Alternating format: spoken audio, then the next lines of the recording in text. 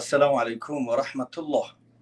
আলহামদুলিল্লাহি রাব্বিল আলামিন ওয়াসসালাতু ওয়াসসালামু আলা সাইয়্যিদিল মুরসালিন ওয়া আলিহি ওয়া সাহবিহি আজমাইন।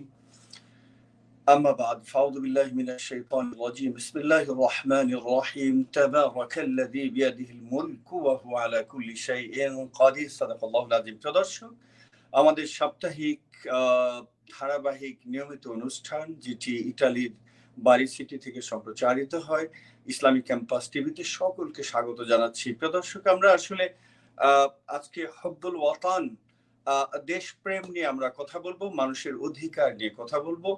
এই দেশে যারা বসবাস করছেন তাদের মানে মৌলিক যে অধিকারগুলো রয়েছে, অন্ন, বস্ত্র, চিকিৎসা, বাসস্থান, যে বিষয়গুলো রয়েছে, আনুষাঙ্গিক বিষয়, মানুষের কথা বলার অধিকার, মানুষের ন্যায্য অধিকার পাওয়ার অধিকার নিয়ে আমরা কথা বলবো আজকে ইনশাআল্লাহ বিইذনিল্লাহ।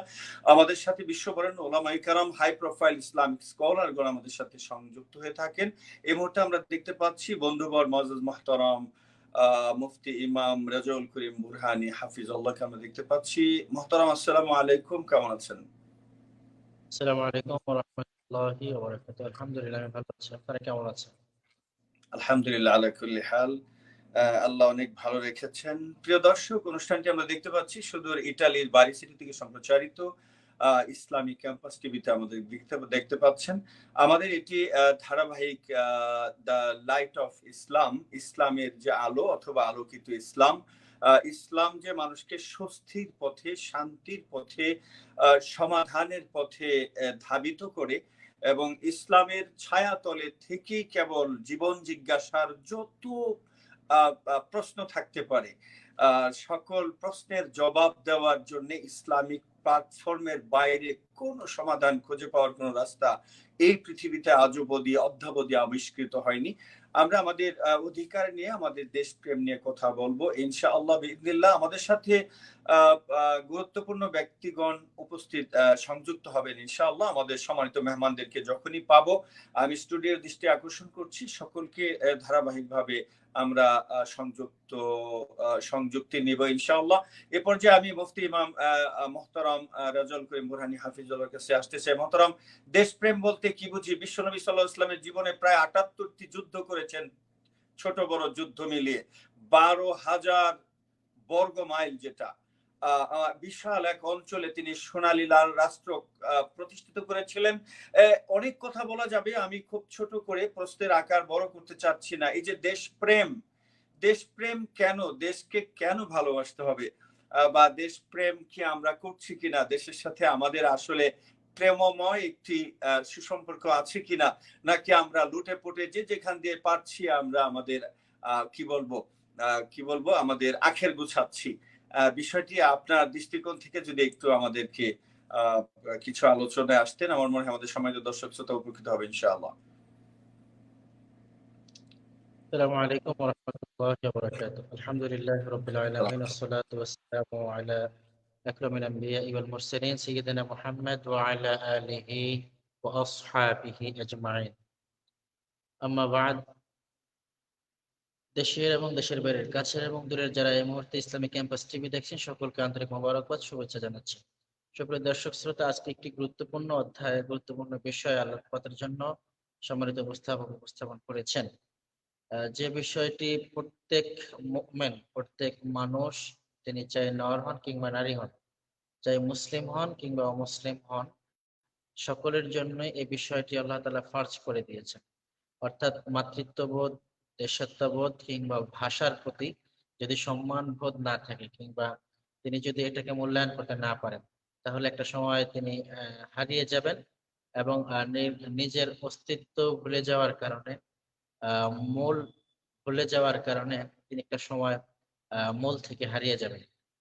দর্শক শ্রোতা, দেশ প্রেম অথবা ভালোবাসা বলতে আমরা কি বোঝাই, এই বিষয়টি কোরআন এবং সুন্নাহর দৃষ্টিকোণ থেকে আমরা উপস্থাপন করার চেষ্টা করছি। রাসূল আকরাম সাল্লাল্লাহু আলাইহি ওয়াসাল্লাম হাদিসের মধ্যে যে ভাষাগুলো উপস্থাপন করেছেন, মা আতিয়াবাকা মিন বালাদিন ওয়া মা আহাব্বাকা ইলাইয়া ওয়ালাউলা আন্না কওমি আখরাজুনি মিনকা মা সাকানতু গায়রা, রাওয়াহু তিরমিজি। তিরমিজির একটি বর্ণনা আমরা দেখতে পাচ্ছি, রাসূল আকরাম সাল্লাল্লাহু আলাইহি ওয়াসাল্লাম কে যখন মক্কাতুল মুকাররমা থেকে বের হয়ে যাওয়ার উপক্রম হলো, অর্থাৎ তিনি ছেড়ে যাবেন, আল্লাহ রাসূল সাল্লাল্লাহু আলাইহি ওয়াসাল্লামকে আল্লাহ ওহী করলেন যে আপনি এখন আর থাকার পরিবেশ নেই, মদিনায় চলে যাবেন। তখন রাসূল সাল্লাল্লাহু আলাইহি ওয়াসাল্লাম কিছু বাণী উপস্থাপন করেছিলেন যে আমার হৃদয় মক্কার জন্য, উম্মুল কুরার জন্য কাঁদছে, কিংবা আমি এর ভালোবাসা ছেড়ে যেতে পারছি না। আহ রাসূল আকরাম সাল্লাল্লাহু আলাইহি ওয়াসাল্লাম ইউয়াদ্দি'ু ওয়াতানাহু, তিনি তার মানে গ্রামকে, ওয়াতানকে, দেশকে খুব বেশি ভালোবাসতেন। ওয়া তাআল্লুকা কাবীরান বিল ওয়াতান, তিনি তার দেশের প্রতি তাআল্লুক রাখতেন, সম্পর্ক রাখতেন খুব বেশি, দেশাত্মবোধের সাথে, মাটির সাথে। বিমাক্কাতিল মুকাররমা, মক্কা মুকাররমার কারণে হোক, কিংবা মক্কা মুকাররমায় তিনি জন্মগ্রহণ করার কারণে হোক, কিংবা মক্কা মুকাররমায় পরিচালনা পর্ষদে তার পূর্বপুরুষগণ থাকার কারণে হোক, সবগুলো বিষয় মিলে বিহাল্লিহা ওয়া হারামিহা, বিজিবালিহা ওয়া ওয়াদিয়ানিহা, বিরামলিহা ওয়া সুহুরিহা, বিমাইহা ওয়া হাওয়াইহা। রাসূলের কিছু বাণী এমন যে এ মক্কার বাতাস আমার হৃদয় ছুঁয়ে দেয়। এ মক্কার বাতাস মক্কাতুল মুকাররমার সাফা এবং মারওয়া পাহাড়ে উঠে দাঁড়ালে যে শীতল বাতাস আমার অন্তরকে শীতল করে দেয়। এখানকার পানীয় জমজমের যে পানি, একটা পান পৃথিবীর অমেয় পানি, অমেয় সুধা এবং ক্ষুধা নিবারণ হয়, এই পানি আর কোথাও পাওয়া যায় না। তো এমন পুণ্যভূমিকে ভালোবাসবে নাকি? বিশ্বনবী তার কথায় বলেছেন, এখানকার হাওয়া, এখানকার বাতাস, এখানকার জমজমের পানি আমার হৃদয়ে ছুঁয়েছে এবং আমি এটা কখনো ভুলতে পারিনি। এবং রাসূল আকরাম সাল্লাল্লাহু আলাইহি ওয়াসাল্লাম যখন বুঝের হলো, তিনি তখন কোনোদিন এক সেকেন্ডের জন্য উলঙ্গ হননি। তিনি উলঙ্গ অবস্থায় তাওয়াফও করেননি তাদের মতো। তবে তিনি সম্মান বোধ বজায় রেখে কাবার দিকে তাকিয়ে থাকতেন, যে এটার নির্মাণের উদ্দেশ্য কি, এই ঘরের মালিকের উদ্দেশ্য কি। উদ্দেশ্য তো আল্লাহ পরেই বলে দিয়েছেন, ফালিয়াবুদু রাব্বা হাযাল বাইত আল্লাযী আত'আমাহুম মিন জু' ওয়া আমানাহুম মিন খাউফ। দর্শক শ্রোতা, আজকে আমরা আসলে সফট সাউন্ডে কথা বলতে চাই, এই জন্য যে রাসূল আকরাম সাল্লাল্লাহু আলাইহি ওয়াসাল্লামের দেশের প্রতি যে ভালোবাসা দেখিয়েছেন, আমরা যদি রাসূলকে ভালোবাসি তাহলে আমাদেরও মনে হয় ঠিক এমনই দেশের প্রতি ভালোবাসা দেখানো দরকার। রাসূল সাল্লাল্লাহু আলাইহি ওয়াসাল্লাম ১ টাকার দুর্নীতি করেননি, রাষ্ট্রপ্রধান থাকা সত্ত্বেও, কিংবা এর আগেও তিনি আল আমিন ছিলেন। এমনকি অমুসলিমরাও রাসূলের কাছে আমানত রাখতেন। একজন মানুষ লিডারশিপে যাবেন এই জন্য তিনি এমন করেছেন বিষয়টি না, বরং এটা তার চরিত্র। তিনি বারবার বলেছেন, আমার দেশাত্মবোধের সাথে, আমার মাতৃত্ববোধের সাথে, আমার মাটি ও মানুষের সাথে, কিংবা আমি যেখানে জন্মেছি, যে জমজমের পানি খেয়ে বড় হয়েছি, কিংবা যে সাফা মারওয়ায় দাঁড়িয়ে, কিংবা হেরা গুহায় দাঁড়িয়ে যে বাতাসের স্নিগ্ধতা আমি পেয়েছি, এখানকার সাথে, এখানকার কোন জনপদের সাথে কোন রকম প্রতারণা করা, অর্থনৈতিক হোক, সেটা রাজনৈতিক হোক, এবং সেটা হোক কারোর প্রতি জুলুম, সকল কিছু মিলে এটা আমার জন্য কখনো উচিত হবে না, এবং সেটি কখনো শোভনীয় নয়। এটা ছিল রাসূল সাল্লাল্লাহু আলাইহি ওয়াসাল্লামের একটি দর্শন। এই দর্শনটি রাসূলকে অনেক বড় করেছে। রাসূল সাল্লাল্লাহু আলাইহি ওয়াসাল্লাম কাউকে ভালোবাসতে গিয়ে, শ্রদ্ধা করতে গিয়ে, খেদমত করতে গিয়ে কখনো কিন্তু মুহাম্মদুর রাসূলুল্লাহ সাল্লাল্লাহু আলাইহি ওয়াসাল্লাম ধর্ম বর্ণ বাছতেন না। আহ এটা তিনি দেখতেন না, তিনি কম দেখতেন, বরং তিনি মানবীয় গুণাবলীর ঊর্ধ্বে উঠে চেষ্টা করতেন। ইহুদি বৃদ্ধা মাতা যিনি পথে কাটা দিতেন, তাকে কিভাবে হেল্প করা যায়, তাকে কিভাবে শুশ্রূষা করা যায়। আহ ইহুদি রাসূলুল্লাহ সাল্লাল্লাহু আলাইহি ওয়াসাল্লামের যখন মক্কাতুল মুকাররমা বিজয় হলো, তখন ইহুদি বৃদ্ধা মাতা যিনি মুহাম্মদুর রাসূলুল্লাহ সাল্লাল্লাহু আলাইহি ওয়াসাল্লামকে বারবার গালমন্দ করে হাঁটছিলেন আর যাচ্ছিলেন, বলছিলেন যে মুহাম্মদের কারণে আজকে আমার এই দুরবস্থা। আহ তার ছেলে আর সন্তানরা তাকে রেখে পালিয়ে গেছেন। হাদিসের অনেকগুলো হাদিসে তথ্যটি উপস্থাপন করেছে। মুহাম্মদুর রাসূলুল্লাহ সব কথাগুলো অকপটে শুনলেন। আপনি কি পৃথিবীর ইতিহাসে আল্লাহর আসমানের নিচে জমিনের উপরে এমন একজন ব্যক্তি পাবেন, যিনি তার সামনে অশালীন অশ্রাব্য ভাষা তার বিরুদ্ধে বিনিময় করার পর তিনি হাস্যোজ্জ্বল চেহারায় কথা বলেছেন, তিনি ওই ব্যক্তির মালপত্র মাথায় টেনেছেন, তিনি ভালো ব্যবহার করেছেন। খুব আফসোসের বিষয়, একজন পুলিশ অফিসার দেখলাম মুহাম্মদুর রাসূলুল্লাহ সাল্লাল্লাহু আলাইহি সাল্লামকে নিয়ে তিনি লিখেছেন যে মানবতার মুক্তির দূত মুহাম্মদ সাল্লাল্লাহু আলাইহি ওয়াসাল্লামকে বিশ্ব মানবতার 1 নম্বর ব্যক্তি আমি মেনে নিতে পারি না। কত আশ্চর্যের বিষয়, রাসূলুল্লাহ সাল্লাল্লাহু আলাইহি ওয়াসাল্লামকে তিনি মানবতার কল্যাণে এবং মানবতার জন্য 1 নম্বর ব্যক্তি বেছে নিতে তার কষ্ট হচ্ছে। তিনি ধর্মীয় জ্ঞানহীন একটি শিক্ষা শিখেছেন এবং তিনি ব্যক্তি পূজারী কিংবা সমাজতান্ত্রিক নীতি ব্যবস্থায় বিষ ফোঁড়াটা মনে হয় তার পেটে বাস্ট হয়েছে, যার কারণে মুহাম্মদুর রাসূলুল্লাহর মতো একজন দেশপ্রেমিককে তিনি চিনতে পারেননি। দর্শক শ্রোতা, রাসূল আকরাম সাল্লাল্লাহু আলাইহি ওয়াসাল্লামের দেশপ্রেম নিয়ে আমরা একটি হাদিস জানতে চাই। ওয়ালাকাদ সাবাতা ফিল হাদিসিস সহিহ আন আয়েশা রাদিয়াল্লাহু তাআলা আনহা আন্না নবী সাল্লাল্লাহু আলাইহি ওয়াসাল্লাম كان يقول في الرقية بسم الله تربة أرضنا ورقيقة بعضنا يشفي سقيمنا بإذن ربنا رواه البخاري ومسلم। আমি যদি রাসূলুল্লাহ সাল্লাল্লাহু আলাইহি ওয়াসাল্লামের দেশপ্রেম নিয়ে কথা বলি, তাহলে রাসূলুল্লাহ সাল্লাল্লাহু আলাইহি ওয়াসাল্লামের যদি সে মুখ থেকে নিঃসৃত যে হাদিসগুলো আছে এগুলো বললে 2 রাতের প্রয়োজন হবে একাধারে। মুহাম্মদ সাল্লাল্লাহু আলাইহি ওয়াসাল্লাম দেশপ্রেমের বিষয়ে, দেশের মানুষকে ভালোবাসার বিষয়ে, হুব্বুল ওয়াতানি মিনাল ঈমান আল হুব্বুল ওয়াতানা ফিল ইসলাম, এই বিষয়ে যা যা বলেছেন এবং সাহাবায়ে কেরামকে রাসূলুল্লাহ সাল্লাল্লাহু আলাইহি ওয়াসাল্লাম যা যা আদেশ করেছেন, শুধু যদি এই বাক্যগুলো বিনিময় করি কমপক্ষে 2 রাতের প্রয়োজন হতে পারে। যে কথাগুলো না বললেই নয় সে কথাগুলো আমি ইনশাআল্লাহ বলার চেষ্টা করছি। ইন্নাহু ইউহিব্বু ওয়াতানা, রাসূলুল্লাহ সাল্লাল্লাহু আলাইহি ওয়াসাল্লাম এগুলো হাদিসের ইবারত। তিনি তার দেশকে খুব ভালোবাসতেন, জন্মভূমিকে খুব ভালোবাসতেন। قال الحافظ الذهبي رحمه الله বলেন وهو من علماء المقدمين مدقين معددا طائفة من محبوبات رسول الله صلى الله عليه وسلم وكان يحب عائشة ويحب أباها। রাসূলের ভালোবাসার ধরনটা ইমাম যাহাবী বর্ণনা করছেন। তিনি আয়েশাকে ভালোবাসতেন, তার বাবাকে ভালোবাসতেন, তার বাবা যা খেতে চান তা ভালোবাসতেন এবং মক্কায় যা জন্মায় তা খেতে ভালোবাসতেন। মানে দেশীয় উৎপাদনের জিনিস খেতে ভালোবাসতেন। এটা দেশপ্রেমের একটি অন্যতম অংশ। আমরা যদি দেশের প্রেমিক হই তাহলে আমার দেশে যা উৎপাদন হয় আমি যদি এটাকে একটু বেশি দাম দিয়ে ক্রয় করি তাহলে আমার কৃষক বাঁচবেন এবং আমার দেশের এনার্জিক্যাল এই খাদ্যটি খাওয়ার কারণে আমি নিজেও বাঁচবো, দেশ উপকৃত হবে। কিন্তু আমি যদি অন্য দেশের একটি খাবার ক্রয় করি যেটা দেখতে ভালো এবং মানে ভালো, আমার দেশের কৃষক ঠকে গেলেন, আমার দেশের এই পণ্যটি কিংবা খাদ্যটি অপচয় হলো কিংবা পচে গেল, আমি কি কখনো ভেবেছি মুহাম্মদুর রাসূলুল্লাহর এই দৃষ্টিকোণ থেকে আমলটা কেমন ছিল, রাসূল কেমন করতেন? দেখুন ইমাম যাহাবী চমৎকার ভাবে উল্লেখ করেছেন ওয়া কানা ইউহিব্বু আয়েশা ওয়া ইউহিব্বু আবাহা ওয়া ইউহিব্বু উসামা। উসামা ইবনে যায়েদ তিনি তাকে ভালোবাসতেন। ওয়া ইউহিব্বু সাবাতাইহি ওয়া ইউহিব্বুল হালওয়া ওয়াল আসাল ওয়া ইউহিব্বু জাবাল উহুদ ওয়া ইউহিব্বু ওয়াতনাহু, তিনি উহুদ পাহাড়কে ভালোবাসতেন, তিনি দেশকে ভালোবাসতেন। ইন্নাহু ইউহিব্বু মাক্কা, মক্কাকে ভালোবাসতেন। ওয়া ইয়াকরাহুল খুরুজা মিনহা, অপছন্দ করতেন যারা মক্কা ছেড়ে দিয়ে অন্য দেশে যে রেসিডেন্স নেয়, যে মক্কা থাকবো না, এখানে শুধু আযান ইকামত তাওয়াফ করা একটা কোলাহল যুক্ত জায়গা হয়ে গেছে, অন্য জায়গায় যাব।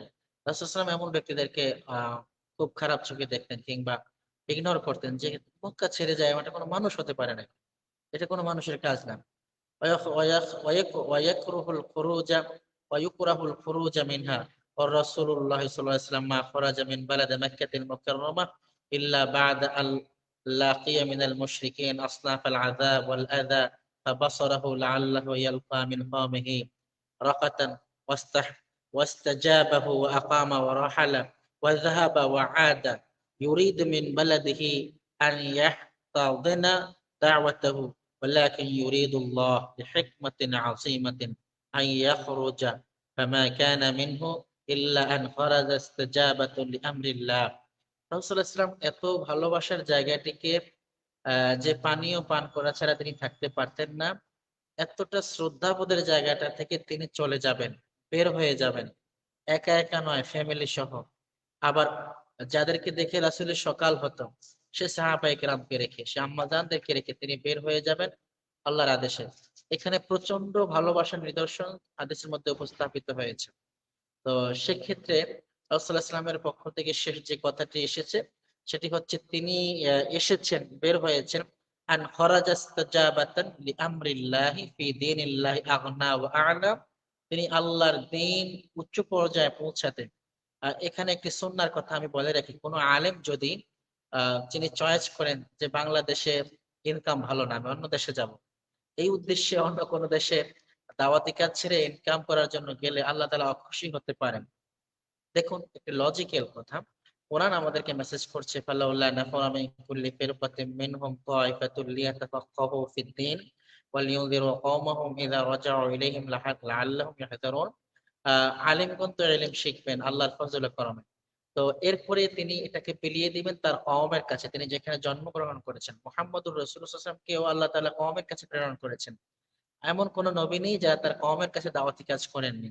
কিন্তু আমি দাওয়াতি কাজ করতে গিয়ে যদি কওমকে ফেলে দিয়ে অন্য কোন কারণে দ্বীনি ইলম অর্জনের কারণে অন্য দেশে চলে যাই, এটা আল্লাহ তাআলা খুব অখুশি হবেন। দেখো, রাসূলুল্লাহ সাল্লাল্লাহু আলাইহি ওয়াসাল্লাম তার আপন মাতৃভূমি ছেড়ে যেতে চাননি। তবে তিনি ভেবেছেন আল্লাহর আদেশ প্রথম। দ্বিতীয়ত হলো তিনি রাসূল আকরাম সাল্লাল্লাহু আলাইহি ওয়াসাল্লাম তিনি মক্কাতুল মুকাররমা ছেড়ে এজন্য গিয়েছেন যে তিনি মক্কাতুল মুকাররমা ফাদিনুল্লাহি আগলা ওয়া আ'লা, তিনি মদিনায় গিয়ে এই দিন প্রচার করে আল্লাহর দ্বীনকে ধনী করবেন, উঁচু করবেন, বুলন্দ করবেন, আহ প্রাউডলি অর্থাৎ লাউডলি দিনের আওয়াজটা সকল জায়গায় ছড়িয়ে পড়বে। ওয়ালাকিন ইনদামা হানাথা সাআতুর রহিল ফাদাল কলবু বিকালিমাতিল ওয়াদা ওয়া সাকবাতিল আইন দুমুআল হুব্ব। কিন্তু রাসূল তো একজন মানুষ, মানবীয় গুণাবলী ঊর্ধ্বে নন। তিনি যখন মক্কাতুল মুকাররমা ছেড়ে যাচ্ছেন, সেটা রাতের আধারেই হোক, আর তার চোখ ছলছলে হয়েছে, চোখ পানিতে ভিজে গিয়েছে। রাসূলের হাদিসের ইবারত গুলো এমন যে রাসূল সাল্লাল্লাহু আলাইহি ওয়াসাল্লামের বুক ভিজে গিয়েছে। যে আল্লাহ তাআলা এমন একটা সুন্দর, সে সময় তো এতটা ভালো কিছু ছিল না যে মক্কার পানিটা জমজমের মদিনায় পৌঁছানো যায়, বরং মক্কার পানিটা বহন করে যেখানে নিয়ে যাওয়া হয় অতটুকু পর্যন্ত। তো মুহাম্মদ সাল্লাল্লাহু আলাইহি ওয়াসাল্লাম তো মক্কা থেকে মদিনায় রাষ্ট্রীয় সফরে যাননি, কিংবা সংবর্ধনার মাধ্যমে যাননি, বরং তিনি লুকিয়ে গিয়েছেন আল্লাহর হুকুমে।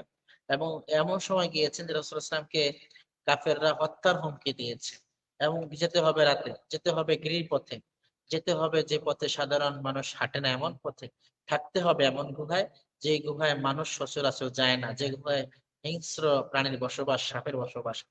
এমন একটা কণ্টকাকীর্ণ সময় মুহাম্মদুর রাসূলুল্লাহ সাল্লাল্লাহু আলাইহি ওয়াসাল্লাম পার করেছেন, এবং তিনি সেখানে গিয়েছেন।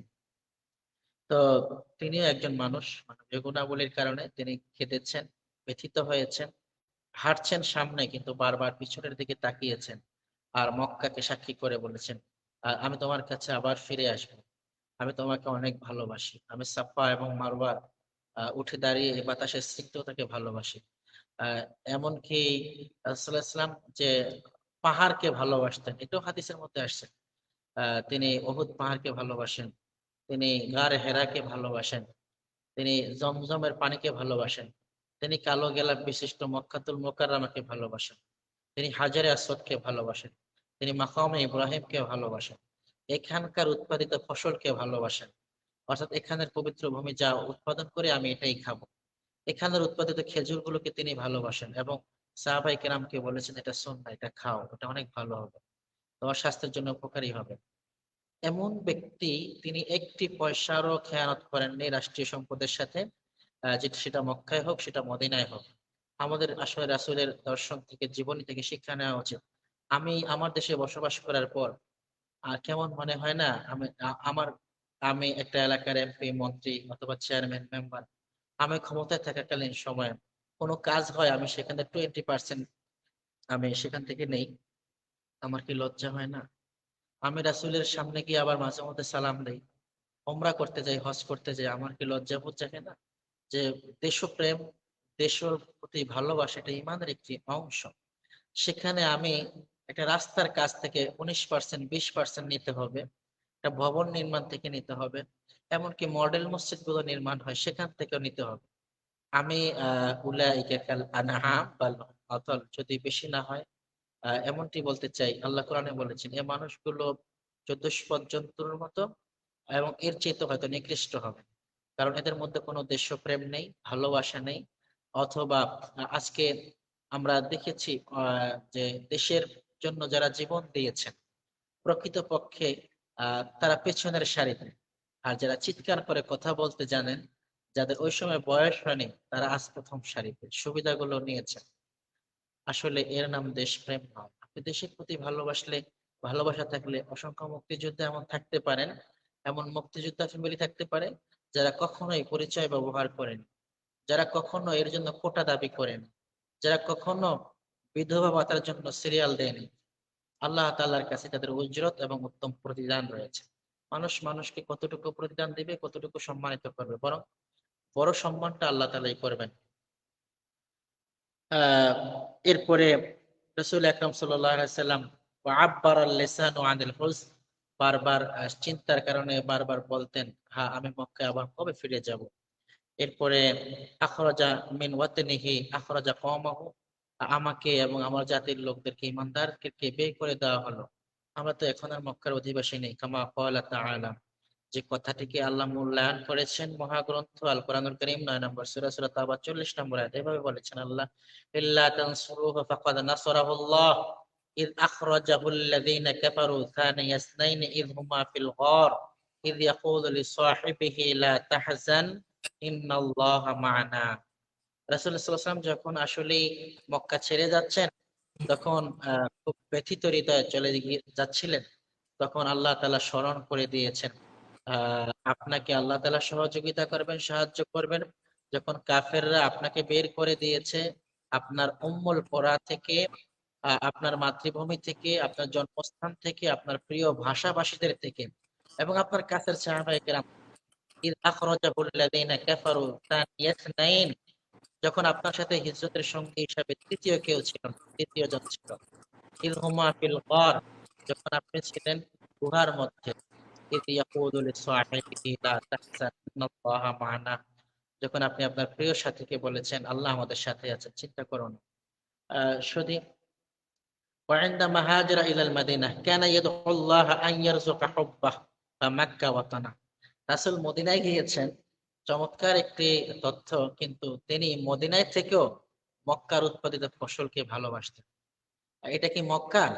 এই খেজুরটা কি মক্কা থেকে আনা? এই জমজমটা কি মক্কার? এভাবে করে তিনি আহ খুঁজতেন এবং খেতেন, এবং মক্কার কোনো লোক পেলে কোলাকুলি করতেন, সে মুসলিম হোক কিংবা অমুসলিম হোক, তার সাথে জিজ্ঞেস করতেন, কথা বলতেন যে ওরা কেমন আছে, ও কেমন আছে, আমার ওই সাহাবের ভিটামাটি আছে, আমার ওই সাহাবীর রেখে আসা স্ত্রীর অবস্থা কি, ওই যে আমার ওই সাহাবীর বালেগা মেয়েটির কি অবস্থা, আমার ওই সাহাবীর রেখে আসা ১০০ উট, এগুলো কি আছে না ওরা নিয়ে গেছে। তিনি এতটা বেশি চমৎকার করে ভালোবাসতেন। আহ যদি দেশপ্রেম শব্দটি সার্থক হয়, তাহলে মনে হয় মোহাম্মদুর রাসূলুল্লাহর জীবনের মাধ্যমে সার্থক হবে। রাসূল আকরাম সাল্লাল্লাহু আলাইহি ওয়াসাল্লামের চাইতে এত বেশি দেশপ্রেম কারো ছিল না। সাহাবায়ে কেরাম সেখান থেকে শিখেছেন এবং সেভাবে দেশকে ভালোবেসেছেন। আমরা যারা আজকে দেশপ্রেমের ভালোবাসার কথা বলছি, আসলে আমরা ভালোবাসছি না, আমরা এক ধরনের সরল বাটপার মন নিয়ে চলছি। সরল বাটপার এই জন্য বললাম, যিনি জেগে জেগে ঘুমায় তাকে তো কেয়ামত পর্যন্ত জাগানো যায় না, কিন্তু যিনি আসলে ঘুমান তাকে খোঁচা দিলেই জাগানো হয়, জেগে যায়। তো আমরা এমন জাতি যারা জেগে জেগে ঘুমায়, যারা জানি এটা দেশের সম্পদ চুরি করলে আমি দেশের সাথে প্রতারণা করছি, কিন্তু কি করব, করতে হবে, এভাবে করে করে আমরা করছি। দেশের জনগণের সাথে করছি, দেশের ভূমির সাথে করছি, দেশের অর্থের সাথে করছি, দেশের জনপদের সাথে করেছি, এমনকি উৎপাদিত ফসলের সাথেও করেছি। আসলে এই কাজগুলো করার পর একজন ব্যক্তি যদি নামাজ, রোজা, হজ, যাকাত সব ঠিকঠাক থাকে, আর যদি দেশপ্রেম এর জায়গায় তিনি যদি দেশের প্রতি জুলুম করেন, দেশের প্রতি তিনি অত্যাচার করেন, তিনি আসলে মুসলিম কিনা, তিনি আসলে আল্লাহর জান্নাতের সুঘ্রাণ পাবেন কিনা, কোরআন সুন্নাহর আয়নায় তিনি আল্লাহর জান্নাতের ঘ্রাণও খুঁজে পাবেন। দর্শক শ্রোতা, আমরা যে রাসূলুল্লাহ সাল্লাল্লাহু আলাইহি ওয়াসাল্লামের কে মডেল বানাই, তাহলে দেখুন রাসূলের হাদিসের ইবারত গুলো এমন, হুব্বাহা ইয়ামলুকা কলবাহ ওয়া হাওয়াহা ফিতরাতান ফাতারা আলাইহা কামা হুয়াল হাল ইনদান নাস লিযালিকা লা ইমকিনু আন ইয়াকরাহা ওয়া ইন আসাবাহু ফিহা মা আসাবাহু বিলাদি ওয়া ইন জারাত আলাইয়া আজিজাতুন ওয়া আহলি ওয়া ইন দানাউ আলাইয়া কিরাম। আর রাসূল আকরাম সাল্লাল্লাহু আলাইহি ওয়াসাল্লাম সহিহাইন মানে সহিহ দুইটি হাদিস গ্রন্থে উপস্থাপিত হয়েছে, বুখারী এবং মুসলিমে, আল্লাহুম্মা হাব্বিব ইলাইনাল মাদিনা কাহুব্বানা মাক্কাহ আও আশাদ্দা, রাওয়াহুল বুখারী। দেখুন, চমৎকার এই দোয়াটি রাসূল কখন মুখ থেকে বের হতে পারে, কখন এমন দোয়াটি তিনি করেন যখন তিনি দেশকে আসলে নিরঙ্কুশ ভাবে ভালোবাসেন, স্বার্থ ছাড়া ভালোবাসেন। আল্লাহুম্মা হাব্বিব ইলাইনাল মাদিনা, আল্লাহ তাআলা আপনি মদিনাকে সেভাবে ভালোবাসেন। তিনি এমনটি না যে আমি মক্কার মানুষদের প্রতি সিম্পিতি দেখাচ্ছি, ভালোবাসা দেখাচ্ছি, বরং যেখানে গিয়েছেন সে অংশটাকে নিজের মতো করে বানিয়েছেন। আবার শেষে বলছেন আল্লাহ তাআলা আহ আহ, কাহুব্বানা মাক্কা ও আসাদ্দা, যেভাবে আমি মক্কাকে ভালোবেসেছি আপনি মক্কাকে ভালোবেসেছেন, এবং তার চেয়ে কঠিন, তার চেয়ে বেশি করে মদিনাকে আমি ভালোবাসি। আল্লাহ আপনি ভালোবাসেন, দয়া করেন। আন্নাহু ইয়াদউল্লাহ আন ইউহাব্বিব ইলাইহিল মাদিনা আকসারা মিন হুব্বিহি লিমাক্কাহ ফাহুব্বা মাক্কাহ ফিতরাতান। রাসূল মক্কাকে ভালোবাসতেন অভ্যাসের কারণে, ফিতরতের কারণে, যে ফিতরতটি মানুষের স্বভাবগত চরিত্র। এই কারণে রাসূল সাল্লাল্লাহু আলাইহি ওয়াসাল্লাম মক্কাকে ভালোবাসতেন। লিআন্নাহা ওয়াতানাহু, কেননা তিনি যাতায়াত গ্রাম, ন্যাশনালিটি মক্কা রাসূল। ওয়া আম্মা হুব্বুল মাদিনা ফা মিনহাতুন ওয়া হিবাতুন ফাসআলা an-নাবী সাল্লাল্লাহু আলাইহি ওয়াসাল্লাম রাব্বাহু আন ইউহিব্বাহা ইলাইহি হুব্বান ইয়াফুকা হুব্বাহু লিমাক্কা। দর্শক শ্রোতা, আমরা যদি রাসূল সাল্লাল্লাহু আলাইহি ওয়াসাল্লামের দেশপ্রেমের কথাগুলো একটু একটু করে বলি, যেমন সূরা হাশর ৮ নম্বর আয়াত আল্লাহ বলেছেন লিল ফুকারাইল মুহাজিরিন আল্লাযীনা উখরিজু মিন দিয়ারিহিম ওয়া আমওয়ালিহিম ইয়াবতাগুনা ফাদলাম মিনাল্লাহি ওয়া রিদওয়ানা ওয়া ইয়ানসুরুনাল্লাহা ওয়া রাসূলাহু উলাইকা হুমুস সাদিকুন। এখানে আসলে সাহাবায়ে কেরাম মূল উদ্দেশ্য না, মূল উদ্দেশ্য হচ্ছে যারা দেশপ্রেমের প্রতি উদ্বুদ্ধ হয়েছেন, দেশকে ভালোবেসেছেন। এই আয়াতটি তাদের শানে নাজিল হয়েছে। ওয়ালাম্মা কানাল খুরুজা মিনাল ওয়াতান ইয়াবআসু আলা কুল্লি হাযাল হাসান ওয়া ইউসাব্বাবু কুল্লু হাযাল আলাম কারানা আল্লাহ আযজা ওয়া জাল্লা হাব্বাল আরদ ফিল কুরআনিল কারীম ইউহিব্বুন নাফস ক্বালা আল্লাহু তাআলা ওয়ালাউ আন্না কাতাবনা আলাইহিম আন ইকতুলু আনফুসাকুম ওয়া ইখরুজু মিন দিয়ারিকুম মা ফাআলুহু ইল্লা ক্বালিলাম মিনহুম, সূরা নিসা 66 নম্বর আয়াত। দর্শক শ্রোতা, আমি কোরআনুল কারীম এবং হাদিসের বেশি বেশি রেফারেন্স উপস্থাপন করার মানে হলো এই, আমাদের যখন টিভি টক শো হয়, আমাদের বড়রা যখন কথা বলেন, কিংবা দেশাত্মবোধ নিয়ে যারা বেশি পরিচিত, নিজেদেরকে মানে আহ, খুব বড় করে উপস্থাপন করেন, আমরা দেশপ্রেম, মুক্তি যুদ্ধ, মুক্তিযোদ্ধা, তারপরে স্বাধীনের জন্য আমি কাজ করি, কথা বলি, এই কথাগুলো যারা বেশি বেশি আওড়ান, যারা বলেন, দিন শেষে আমরা তাদেরকে দেখেছি জাতির পকেট মার দিতে, দিন শেষে আমরা দেখেছি জাতির শেয়ার চুরি করতে, দিন শেষে আমি তাদেরকে দেখেছি তারা ভুয়া মুক্তিযোদ্ধা তৈরি করতে, দিন শেষে আমরা দেখেছি তারা কোটার নামে মেধা শূন্য করতে, দিন শেষে আমরা দেখেছি তাদেরকে দেশের ভূখণ্ডের যে সীমারেখা রয়েছে এটা নিয়ে খেয়ানত করতে, দিন শেষে আমরা দেখেছি আমাদের পতাকা নিয়ে খেয়ানত করছে, ষড়যন্ত্রকারীদের সাথে হাত মিলিয়েছে, নিজেরা বিদ্রোহ করছে, স্বার্থের জন্য তিনি তার দেশের মাটি বিক্রি করছেন। তার মানে 2 কোটি টাকা বরাদ্দ বাস্তবায়ন করা দরকার ছিল তার, কিন্তু তিনি সেখান থেকে নিজের 20% নিয়েছেন, অর্থাৎ 1,60,00,000 টাকার কাজ হয়েছে, বাকি 40 তিনি নিজে নিয়েছেন।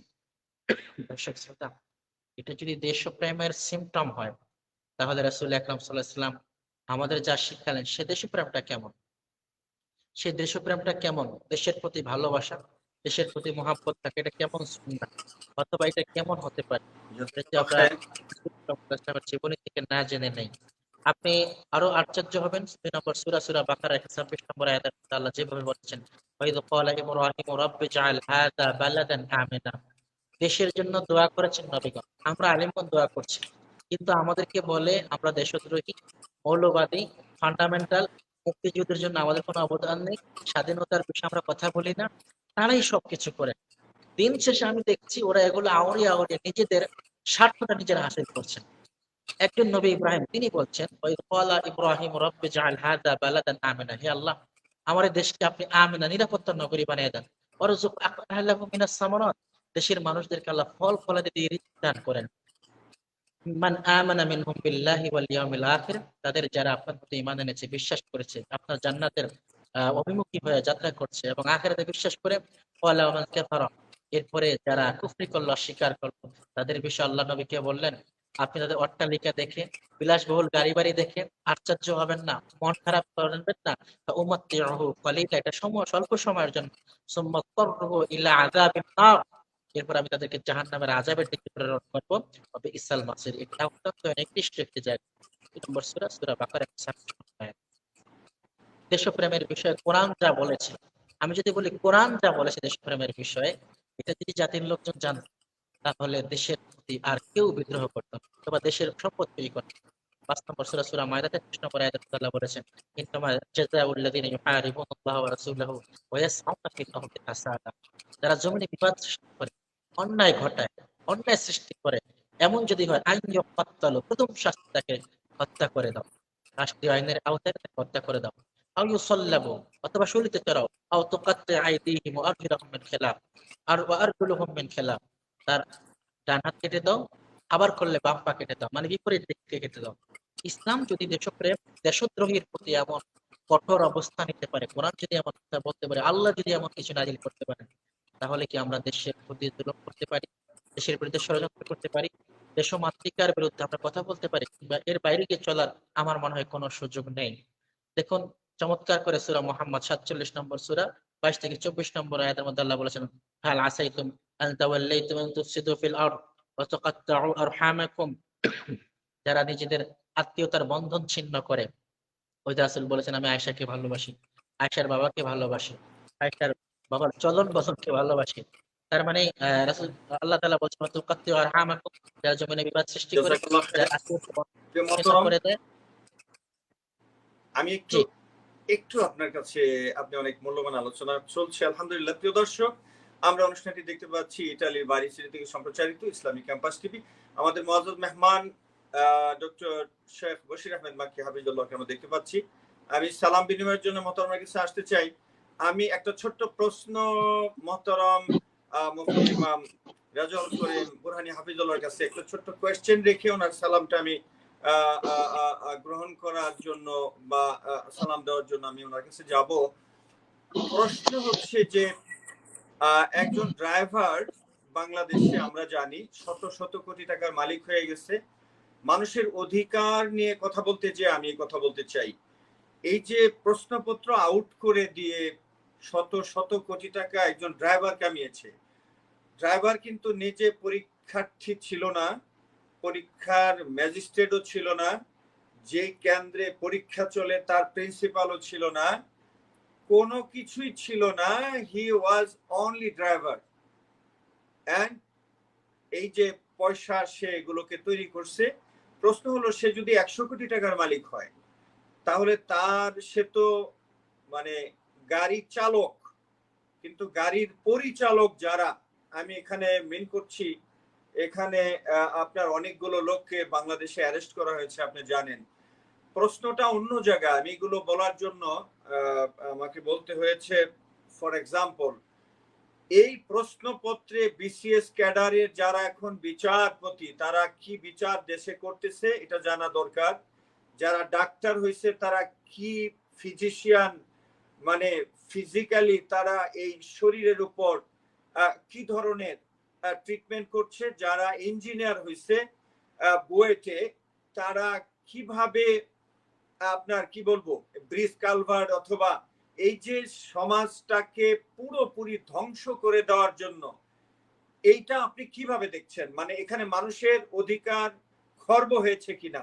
যারা ইঞ্জিনিয়ার হওয়ার কথা ছিল, যারা ডাক্তার হওয়ার কথা ছিল, যারা বৈমানিক হওয়ার কথা ছিল, বিজ্ঞানী হওয়ার কথা ছিল, রাজনীতিবিদ হওয়ার কথা ছিল, তাদেরকে ঠকিয়ে তাদের সাথে গেম প্লেইং করে তারা এই যে একটা নাটকের অবস্থা তৈরি করলো। এখানে এখানে কত বহু শতক মানুষের আপনার অধিকার ধ্বংস হয়েছে কিনা, অধিকার লঙ্ঘন হয়েছে কিনা, এবং এই 2 নম্বর সিন্ডিকেটের এই কারসাজির কারণে যারা বড় বড় বিসিএস ক্যাডারের পুলিশ অফিসার, আপনি কোথায় যাবেন? বিচারালয়ে যাবেন তো বিচার দেওয়ার জন্য।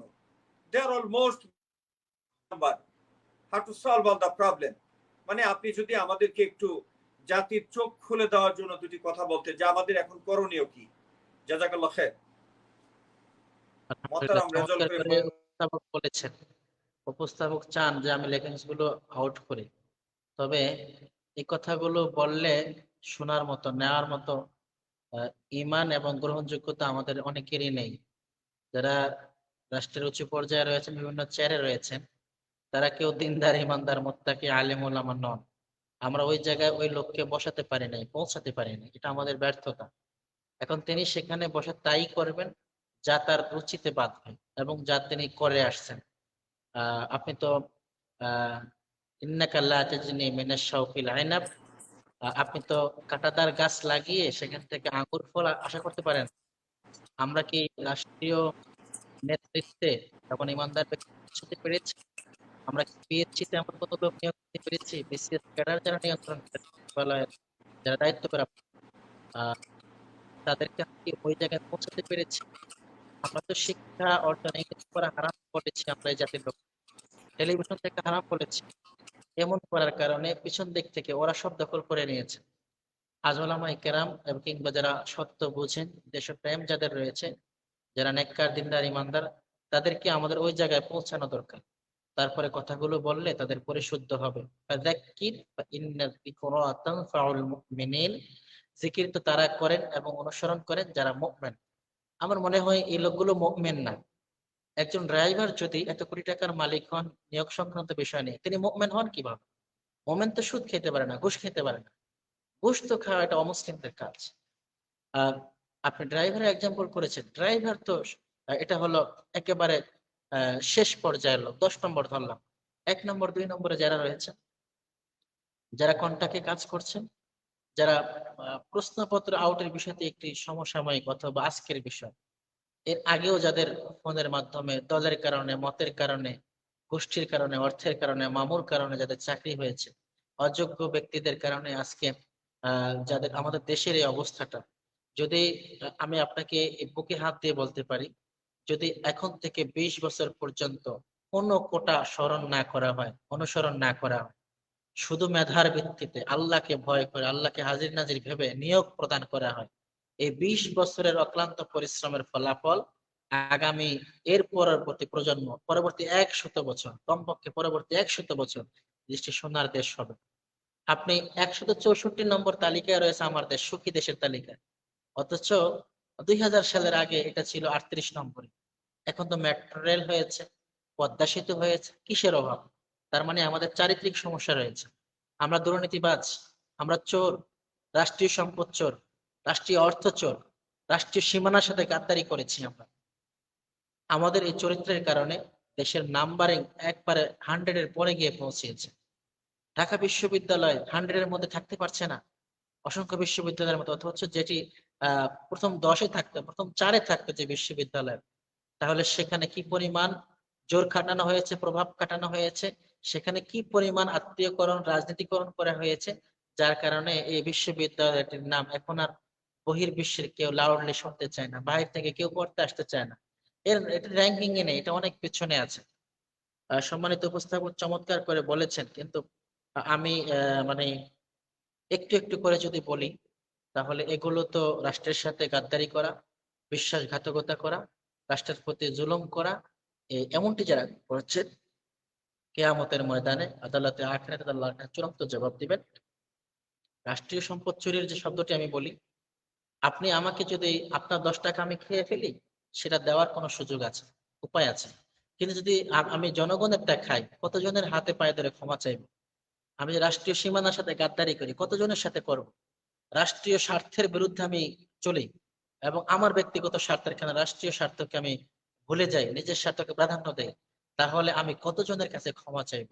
এই মানুষগুলো যারা প্রাউড ফিল করে চলছে, যারা লাউড স্পিকারে কথা বলছেন, যারা নিজেরা একেবারে দাম্ভিকতার সাথে চলছেন, লা তামশি ফিল আরদি মারহা ইন্নাকা লান তাখরুকাল জিবাল ওয়া লান তাবলুগাল লা তাখকাল আরদ লান তাবলুগাল জিবালা তুলা। তখন হাকিম তার সন্তানকে উপদেশ দিয়েছেন, আর যেতে উৎসুক হতে পারো না, পারবে না, দাম্ভিকতার সাথে পা দপটিয়ে হাঁটো না। আজকে যারা এমন দপটিয়ে হাঁটছেন, দপটিয়ে চলছেন, আমার এলাকা, আমার অংশ, এখানে নিয়োগ আমি দেব, আমার লোকজন নিয়োগ পাবে, সরকারি হোক বেসরকারি, এমন করে যারা চলছেন, আমার মনে হয় এই লোকগুলো হাসরের ময়দানে হাত তো দুইটা থাকবে, আল্লাহর কাছে আর রিকোয়েস্ট করবেন, আল্লাহ যত মানুষের বিরুদ্ধে গাদ্দারি করছে, যতটা পা আছে ততগুলো হাত আমার বানিয়ে দেন, আমি অতজনের কাছে পা ধরে পাপ চাই। সেদিন আর হবে না। সেদিন একটা হবে না। এর জন্য আমি আমাদের অনুষ্ঠানটি যারা এখন দেখছেন, পরবর্তীতে দেখবেন, সকলের কাছে অনুরোধ করছি, দেশাত্মবোধ, মাতৃত্ববোধ, দেশপ্রেমের প্রতি যারা বিশ্বাসঘাতকতা করছে, আল্লাহর দরবারে তারা জবাব দিতে। আমরা যদি এমন কোনো কিছু করে থাকি, আমরা তাদের কাছে ক্ষমা চাই, দেশ ও জাতির কাছে ক্ষমা চাই, আল্লাহ তাআলা আমাদেরকেও যেন মাফ করে থাকে। দেখুন, রাসূল আকরাম সাল্লাল্লাহু আলাইহি ওয়াসাল্লাম দেশকে এত বেশি ভালোবাসতেন, আতুত তরিকা আক্কাল, রাস্তায় চলতেন, রাস্তার হক আদায় করে চলতেন, এবং সাহাবায়ে কেরামকে বলতেন ইমাতাতুল আযানিত তরিক, রাস্তা থেকে কষ্টদায়ক বস্তু সরিয়ে দাও। আমরা এখন কষ্টদায়ক সব বস্তু রাস্তায় এনে ফেলি, কারণ এখানে পৌরসভার অথবা সিটি কর্পোরেশনের লোকজন পরিষ্কার করবে, লোকজন আছে, এজন্য আমি ডাস্টবিনটা সেখানে রাস্তাকে বানিয়েছি। অথচ আমরা যে ইমানের কারণে আল্লাহর দেশটাকে ভালোবাসতাম, তাহলে রাস্তায় এক ফোঁটা পানি জমতো না, রাস্তায় ময়লা জমতো না। আমরা সেই পরিমাণ মানবতাবাদী হওয়ার আল্লাহ তাআলা আমাদের তৌফিক দান করুন। দেশকে ভালোবাসার, জনপদকে, জনগণকে ভালোবাসার তৌফিক দান করুন। এর সাথে যারা গাদ্দারি করে তাদের থেকে বেঁচে থাকার আমাদের তৌফিক দান করুন। আল্লাহুম্মা হফিজ বিলাদাল মুসলিমিন আমিনাতাম মুতমাইন্নাহ ওয়ালহামদুলিল্লাহি রাব্বিল আলামিন। হাদা মা ইনদাল ইলমু ইনদাল্লাহ আলাইহি তাওয়াক্কালতু ওয়া ইলাইহি উনীব। আসসালামু আলাইকুম ওয়া রাহমাতুল্লাহি ওয়া বারাকাতুহু।